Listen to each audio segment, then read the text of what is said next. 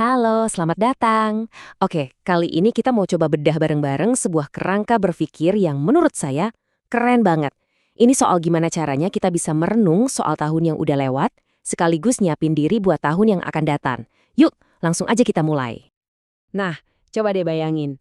365 hari udah kita lewatin. Ada senungnya, ada sedihnya. Pasti ada momen kita ketawa ngakak, tapi ada juga momen kita nangis. Pertanyaannya kan, gimana sih cara kita memaknai ini semua?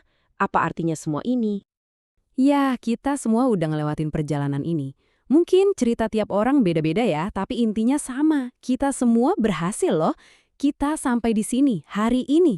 Dan itu sendiri udah sebuah pencapaian. Dan ini poin paling pentingnya. Kita bisa sampai di titik ini tuh bukan cuma karena kekuatan kita sendiri. Bukan cuma karena kita hebat. Ada sesuatu yang lebih besar yang ngebantu kita. Ini ngajarin kita buat ya sedikit lebih rendah hati dan pastinya bersyukur. Oke, sekarang kita masuk bagian pertama. Yuk kita lihat gimana caranya kita bisa mereview atau menengok kembali apa aja sih yang sebenarnya terjadi setahun belakangan ini. Jadi, dari semua pengalaman kita di tahun 2024, sebenarnya ada 3 kebenaran penting yang bisa kita petik. Anggap aja ini kayak 3 kacamata yang bisa kita pakai buat ngelihat perjalanan kita jadi lebih jelas. Kita bahas satu-satu ya. Yang pertama, ada gagasan tentang sang pemberi kehidupan. Pernah nggak sih ngerasa hidup tuh ngebawa kita ke tempat yang nggak pernah kita duga sama sekali? Awalnya mungkin kita ngeluh, tapi ternyata, kok malah lebih baik dari rencana kita sendiri ya? Nah, itulah intinya. Ada semacam tujuan yang nuntun kita, meskipun kadang kita nggak ngerti. Ada cerita menarik banget nih. Jadi, ada seorang pejabat pemerintah yang dipindah tugas ke Bangka. Awalnya, dia ngerasa ini kayak hukuman. Duh, kok dibuang ke sini sih? Tapi, coba tebak. Setelah beberapa tahun, dia malah jatuh cinta sama tempat itu. Udaranya enak, makanannya mantap, hidupnya jadi lebih happy. Ini benar-benar jadi pengingat buat kita ya. Kadang rencana terbaik buat kita itu bukan yang kita tulis sendiri.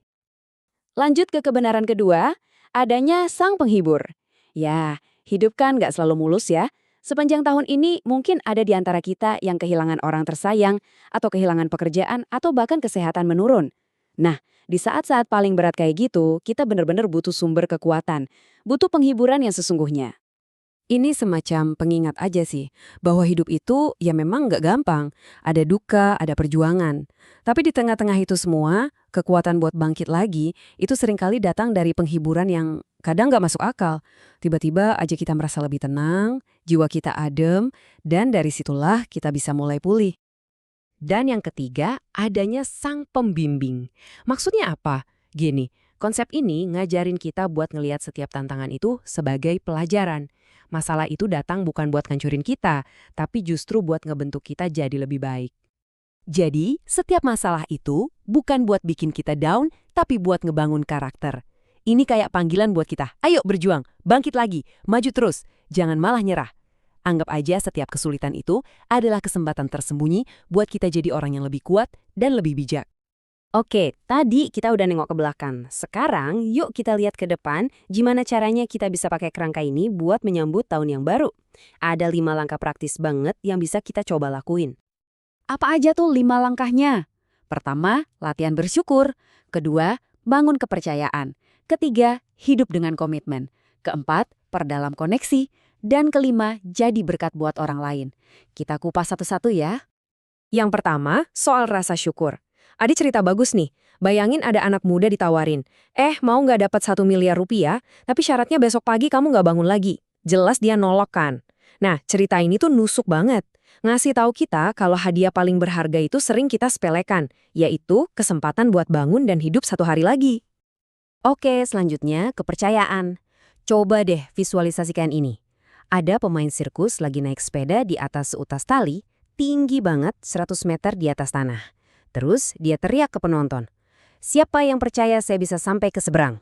Wah, semua penonton langsung sorak-sorai, "Kami percaya!"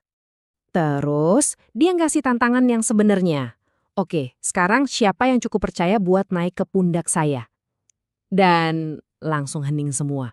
Nggak ada yang berani. Nah, inilah bedanya antara sekedar yakin sama benar-benar percaya. Percaya itu bukan cuma di mulut, tapi tindakan. Siap pasrah sepenuhnya pas kita lagi ngadepin tantangan hidup. Lanjut ya, ke komitmen dan koneksi. Komitmen itu artinya kita pegang teguh prinsip kita. Hidup sesuai sama nilai-nilai yang kita yakini, walaupun susah. Terus koneksi, ini soal hubungan batin kita. Bisa lewat doa, meditasi, atau sesimpel ngambil waktu buat diem, buat refleksi. Dan bagian penting dari koneksi ini adalah melepaskan. Lepasin dendam, amarah, rasa pahit. Karena cuma dengan hati yang bersih, kita bisa beneran ngerasain damai. Dan langkah terakhir, jadi berkat. Ini penting banget loh. Menjadi berkat itu nggak harus soal duit, sama sekali nggak.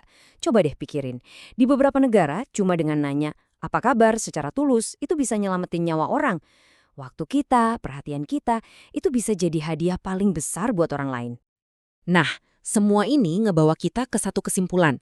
Satu panggilan yang relevan banget buat kita sekarang. Panggilan untuk benar-benar hadir. Ini kan ironi zaman sekarang ya. Kita bisa aja lagi kumpul sama keluarga satu meja makan. Tapi pikiran kita, perhatian kita kemana? Ke layar HP. Fisik kita di situ, tapi jiwa kita entah di mana. Absen secara mental, absen secara emosional. Ada cerita, mungkin kedengarannya lucu, tapi sebenarnya jelek banget. Jadi ada ibu-ibu lagi makan malam sama anaknya, tapi matanya fokus ke HP. Terus anaknya nanya, "Mah, tadi lauk terakhir yang kita makan apa sih?" Si ibu tanpa lihat jawab, "Tisu sayang." Sampai segitunya, dia bahkan nggak sadar apa yang dia makan. Ini kan gambaran nyata banget ya betapa banyak momen berharga yang kita buang gitu aja karena kita nggak benar-benar di sana. Jadi, intinya tuh gini. Hidup yang punya makna itu bukan sesuatu yang pasif, yang datang gitu aja. Enggak, kita harus aktif, kita harus bergerak, terlibat, dan yang paling penting, hadir seutuhnya. Di setiap momen, di setiap obrolan sama orang-orang di sekitar kita. So, inilah pesan utamanya. Yuk kita tutup tahun 2024 ini dengan rasa syukur buat semua pelajarannya, baik yang manis maupun yang pahit.